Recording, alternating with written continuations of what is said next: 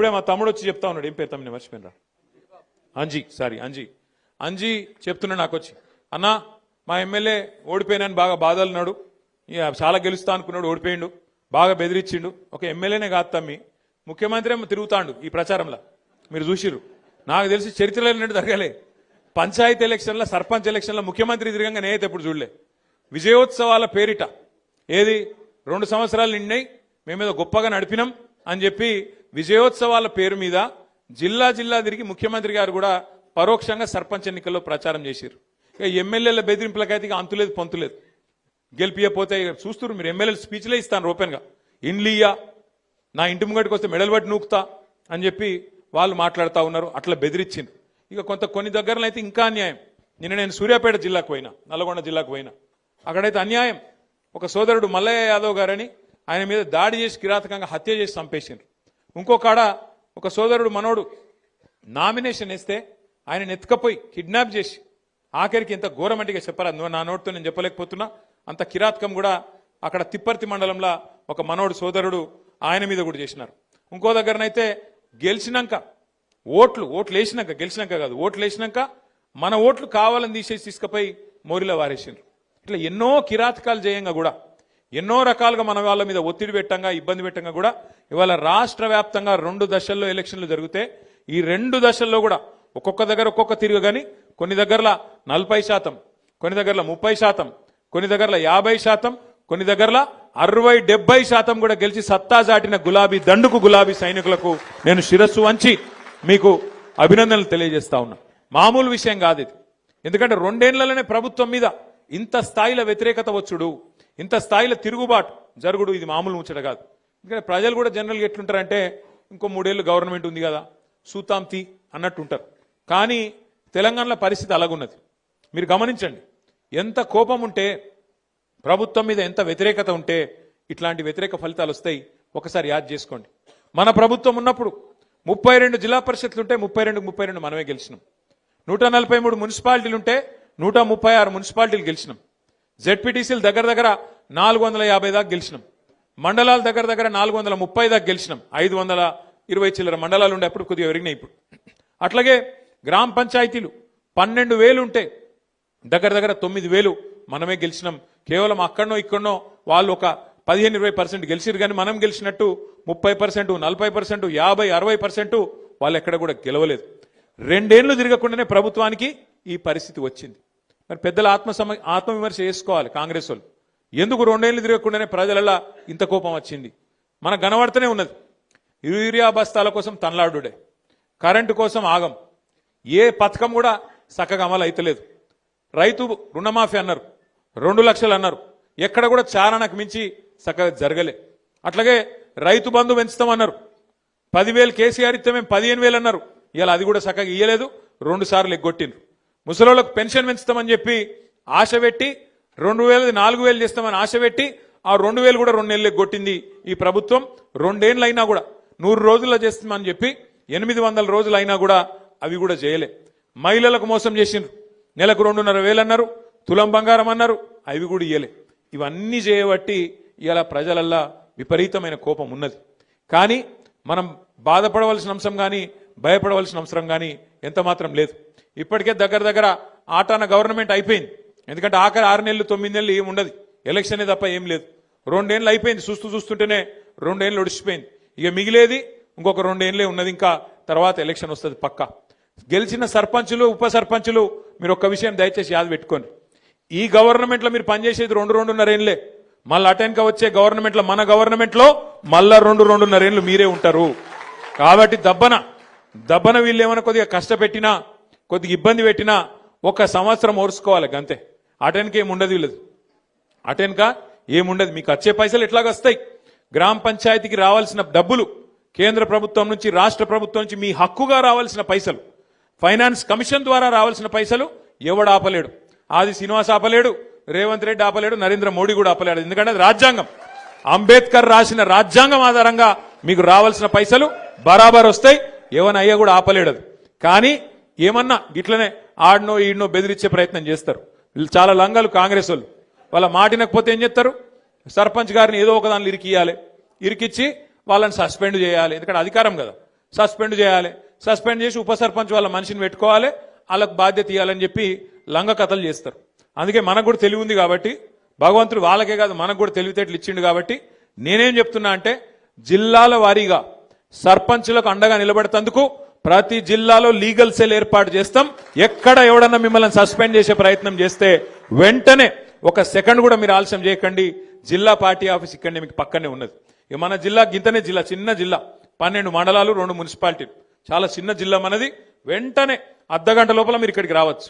లక్ష్మీనరసింహారావు గారిని, రవిశంకర్ గారిని, రసమై బాలకృష్ణ గారిని, మా తోట ఆగయ్య గారిని నేను కోరుతా ఉన్నా. ఎక్కడ ఏ ఊర్లో చిన్న, ఇప్పుడు 83 మంది మాత్రమే కాదు, ఇంకా 17 నాడు మళ్ళీ ఎలక్షన్ ఉంది, మళ్ళా జోరుదారు గెలుస్తాం, నాకే అనుమానం లేదు. ఎక్కడ చిన్న సమస్య వచ్చినా సర్పంచ్ గాని ఉప సర్పంచ్ గాని వెంటనే ఇక్కడ లీగల్ సెల్ యాక్టివేట్ చేయాలి, వెంటనే కోర్టుకు పోవాలి, మన హక్కుల కోసం మనం కొట్లాడాలి. ఈ విషయంలో రాజీ పడద్దని చెప్పి నేను కోరుతున్నా.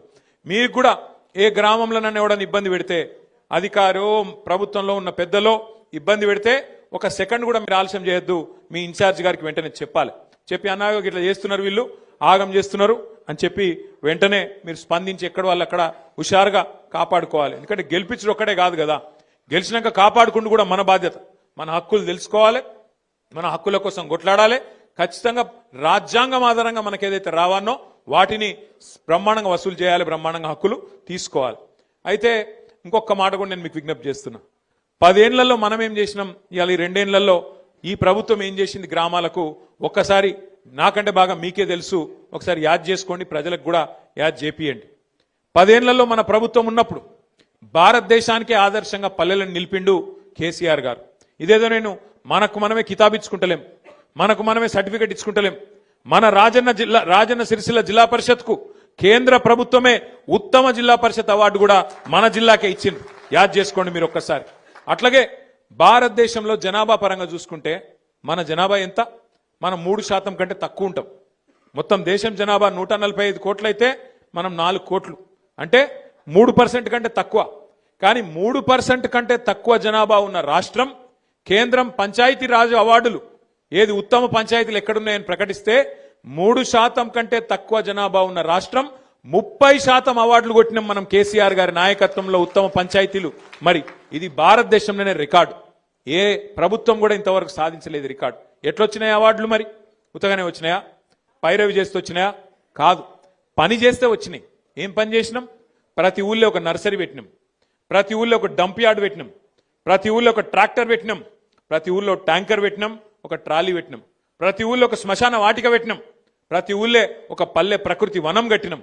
ప్రతి ఊరికి ఒక ప్రణాళిక, మన ఊరు మన ప్రణాళిక అనే ఒక ఆలోచన తీసుకొచ్చి ఎవల నిధులెన్ని ఎవల విధులేంది అని డిసైడ్ చేసి నెల నెల టంచనుగా మనకు ఫైనాన్స్ కమిషన్ నుంచి వచ్చే పైసలు బ్రహ్మాండంగా గ్రామ పంచాయతీలకు అందజేసినాం. అందజేస్తే ఏం జరిగింది? పని జరిగింది. ఒక చెట్టు పెడితే చెట్టు చచ్చిపోవద్దు అని చెప్పి హరితహారం కార్యక్రమం ప్రారంభిస్తే కేసీఆర్ గారు పంచాయతీరాజ్ చట్టంలో పెట్టిండు. ఏమని? 85% చెట్లు బతకాలే, బతికేటట్టు చూసుకునే బాధ్యత సర్పంచులు, ఉప సర్పంచులు, వార్డు సభ్యులు మీరే తీసుకోవాలని. ఇలా కొన్ని ఊర్లు తిరుగుతుంటే నిజంగా కడుపు నిండినంత సంతోషం అవుతుంది. ఆ పెరిగిన చెట్లు, ఏపుగా పెరిగిన చెట్లు అద్భుతంగా నీడనిస్తుంటే, మన పిల్లలకు రక్షణ ఇస్తుంటే గొప్పగా హృదయం ఆనందంతో ఉప్పొంగిపోతుంది. నిన్న నేను సూర్యాపేట జిల్లాకు పోయి ఆడికెళ్ళి మన తుంగతుర్తికి వెళ్ళి సూర్యాపేట పోతుంటే అక్కడ మధ్యలో ఒక ఊర్లో ఆగిన, మనోళ్ళు ఆపితే, అక్కడ అప్పుడే ఎలక్షన్ అయింది, కౌంటింగ్ అవుతుంది, మనోళ్ళు ఆపినరు, ఆగిన నేను. ఆగితే ఆ ఊరు పేరు ఏపూరు. ఆ ఏపూరు అనే గ్రామం నిజంగా ఎంత గొప్పగా అనిపించిందంటే నాకు, మంచిగా ఆడ చెక్ డ్యామ్ కట్టిరు. ఆ చెక్ డ్యామ్ పక్కన మొత్తం నీళ్ళు ఆగి ఉన్నాయి. మంచిగా బతుకమ్మ ఘాటు కట్టుకున్నారు, ఆడ మంచి ఇట్లా మెట్లు కట్టుకున్నారు. పెద్ద ఊరు, దగ్గర 3000 ఓట్లు ఉంటాయి, పెద్ద ఊరు. ఆ ఊళ్ళే మొత్తం ఒక వైకుంఠ ధామం కట్టిరు, ఒక పెద్ద శివుని విగ్రహము, వైకుంఠ ధామము, మంచి కాంపౌండ్ వాళ్ళు, బ్రహ్మాండంగా ఉత్తమ గ్రామ పంచాయతీగా వాళ్లకు దేశంలోనే అవార్డు వచ్చింది.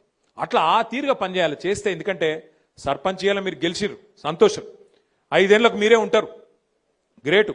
కానీ పని చేసి చూపెడితే, పని చేసి ప్రజలకు, ఎందుకంటే ప్రతి ఒక్కరు మీరు మాట ఇచ్చింటారు, ఫలానా పని ఫలానా పని ఫలానా పని నేను చేస్తా అని చెప్పింటారు. కాబట్టి మనం చేయాల్సిందల్లా ఏంటంటే పదవిలోకి వచ్చుడు ముఖ్యం కాదు, పదవిలోకి వచ్చినాక ఆ పదవికి వన్నె తెచ్చే విధంగా, ఆ పదవికి గౌరవం పెంచే విధంగా ప్రజల ముందు నడుచుకుంటేనే మనని యాది పెట్టుకుంటారు. ఇగో ఫలానా సర్పంచ్ గారు ఉన్న టైంలో ఇగో ఫలానా పని అయింది, ఇంత గొప్పగా పనిచేసి మా ఊరును బాగా చేసిండ్రు అనే విధంగా ఆలోచించడం జరుగుతుంది. ప్రజలు కూడా యాద్ చేసుకోవడం జరుగుతుంది. ఎందుకంటే పదవులు పోతాయి, ప్రాణాలు కూడా పోతాయి, కానీ మిగిలేది పేరు ఒక్కటి మాత్రమే. మిగిలేది మనిషికి జీవించినంత కాలం మంచిగా పనిచేస్తే మరణించిన తర్వాత కూడా మిగిలేది పేరు ఒక్కటే. కాబట్టి దయచేసి నేను మిమ్మల్ని కోరేది, ఏ గౌరవం అయితే ప్రజలు మీకు ఇచ్చిండ్రో, ఏ గౌరవం అయితే మన పార్టీ నాయకులు కార్యకర్తలు ఇవాళ కష్టపడి మీకు అందించినరో, మీ గెలుపును అందించినరో, మీరు ఆ గెలుపును ఆస్వాదించండి. కానీ మీకు వచ్చిన ఈ పదవిని ప్రజల కోసం, మన పనుల కోసం, గ్రామం పనుల కోసం పూర్తి స్థాయిలో వినియోగించండి. అండగా మేముంటాం. మన ఎమ్మెల్సీలు ఉన్నారు, ఎమ్మెల్యేల సంబంధించి మరి కొంతమంది ఎంపీలు ఉన్నారు, 4 రాజ్యసభ ఎంపీలు. అక్కడనో ఇక్కడనో కొంత నిధులు కూడా అందించే ప్రయత్నం తప్పకుండా చేస్తాం. భయపడవలసిన అవసరం లేదు. అట్లాగే మీకు ఫైనాన్స్ కమిషన్ ద్వారా వచ్చే డబ్బులు రొటీన్గా రాజ్యాంగబద్ధంగా వచ్చేటి ఎట్లాగూ వస్తాయి. ఇయ్యకపోతే అసెంబ్లీలో, శాసన మండలిలో, పార్లమెంట్లో వాళ్ళను తప్పకుండా నిలదీసి ఆ డబ్బులు ఇప్పించే బాధ్యత కూడా మేము తీసుకుంటామనే మాట కూడా నేను మీకు విజ్ఞప్తి చేస్తున్నా. మీ మీద ఎవరు ఏమీ చేయలేరు. ఎవరు బెదిరించినా, ఎవరు ఎన్ని రకాల ప్రలోభాలు పెట్టినా వాటికి లొంగకుండా మీరు ఆల్రెడీ గెలిచి వచ్చినారు. చాలా చాలా సంతోషం.